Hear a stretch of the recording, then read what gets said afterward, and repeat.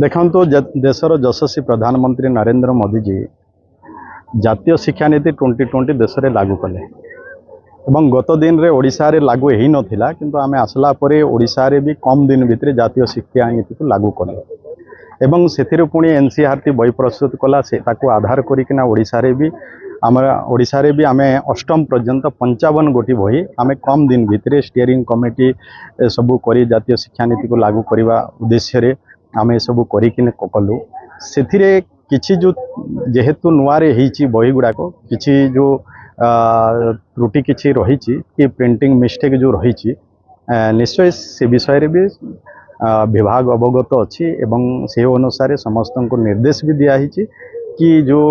Mistake किछि रही कि त्रुटि रही ताकू केमती संशोधन करेंगे संशोधन करना पिला से भाव में पिला पाठ पढ़ेबे तेणु आर व्यवस्था है आगामी दिन में जहाँ भी त्रुटि अच्छी आम संशोधन कर।